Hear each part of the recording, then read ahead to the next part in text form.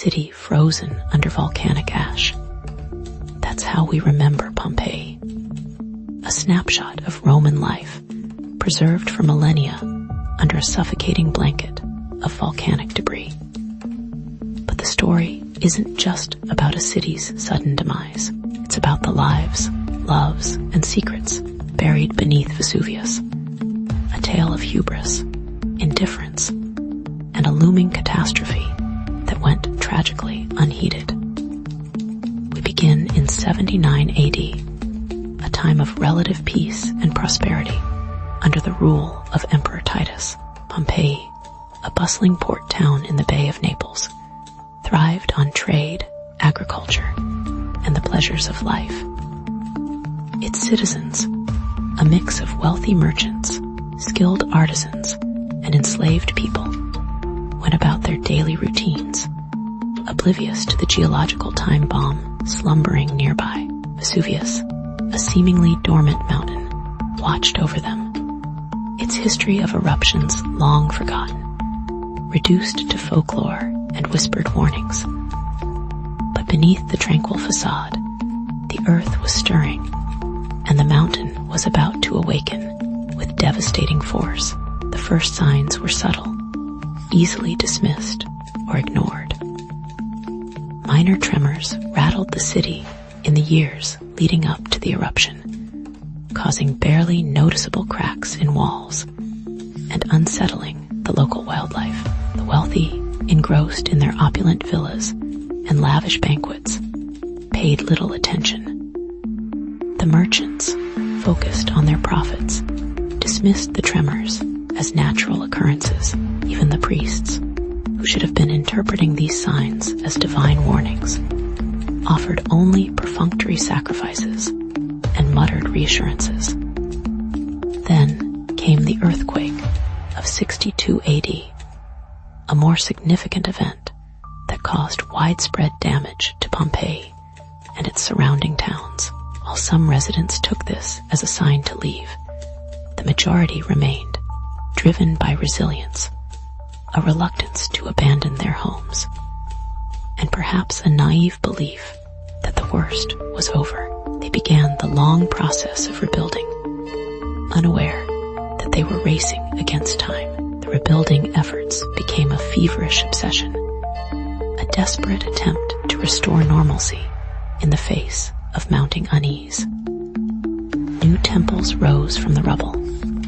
Villas were lavishly renovated, and the amphitheater echoed with the roar of the crowd. But amidst the construction and celebration, a sense of foreboding lingered. Strange phenomena were reported.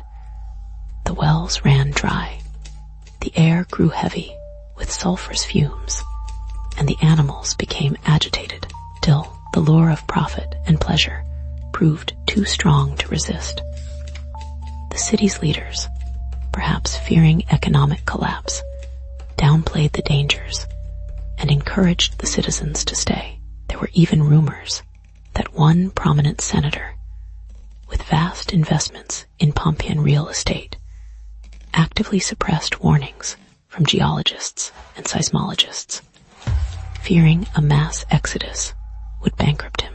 This indifference, bordering on criminal negligence, would prove fatal. As Vesuvius grew restless, so did the gossip and speculation among the Pompeian populace.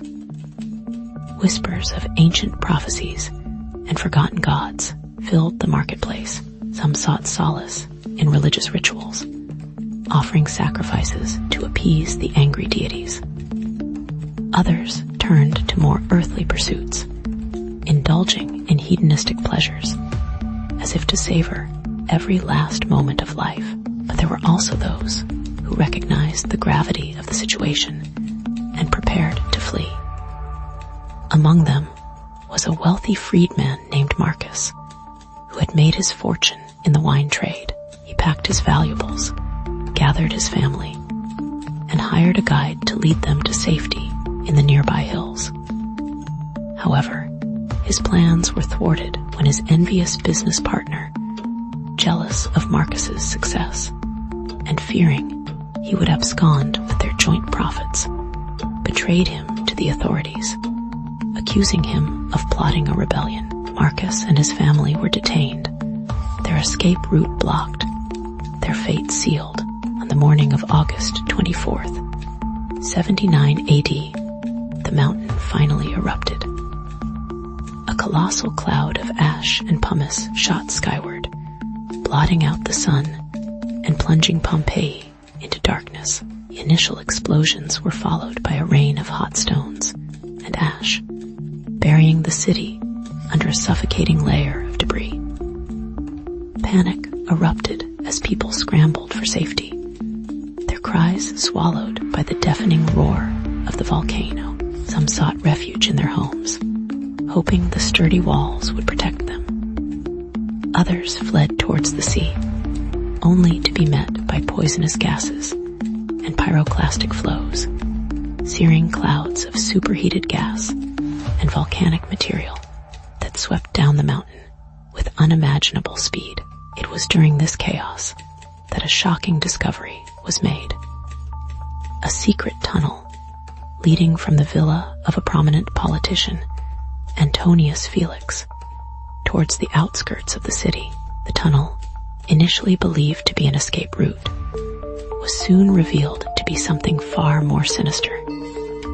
Hidden within its depths were stacks of stolen goods, priceless artifacts, and chests overflowing with gold and silver.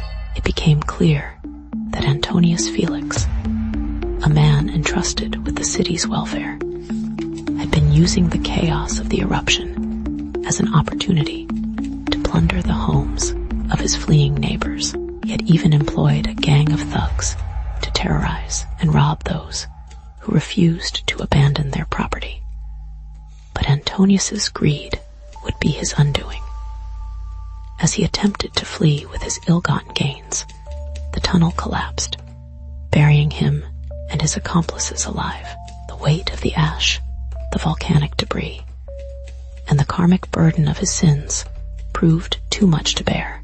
As the eruption intensified, the city transformed into a hellish landscape of fire and ash. Pyroclastic flows engulfed everything in their path, instantly incinerating buildings and people alike. Those who had sought refuge in cellars and basements were asphyxiated by toxic gases. The screams of the dying were replaced by an eerie silence, broken only by the relentless roar of the volcano. One group of survivors, huddled together in the temple of Isis, made a desperate attempt to escape the inferno.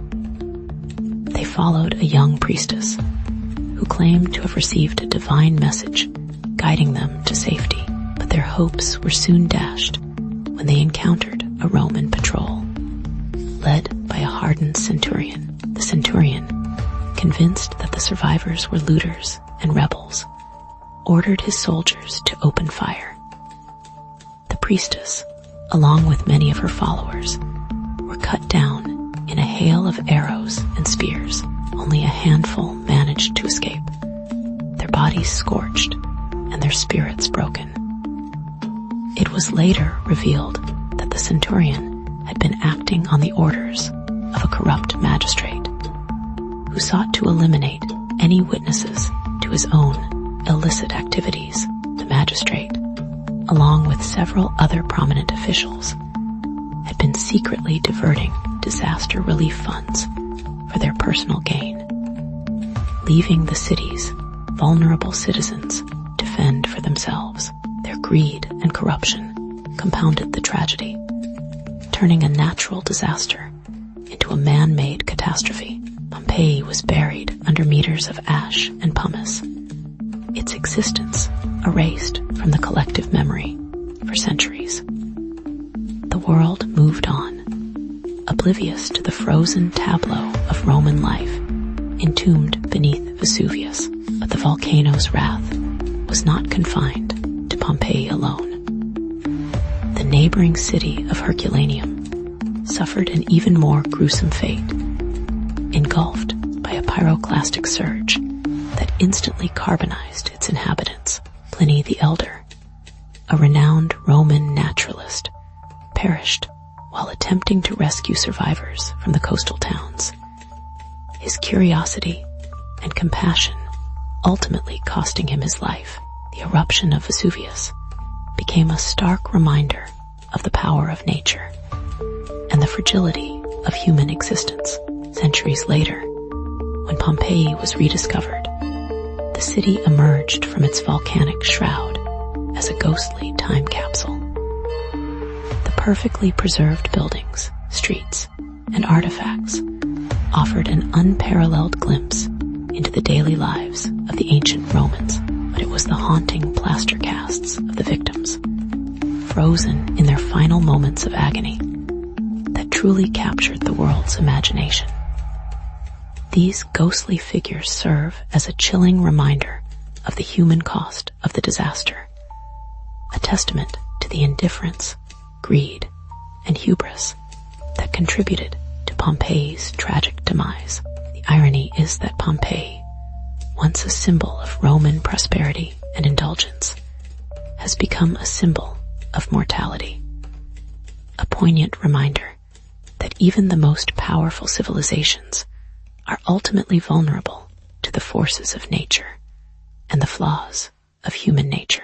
The city that reveled in life is now eternally defined by its death, a silent warning echoing across the ages.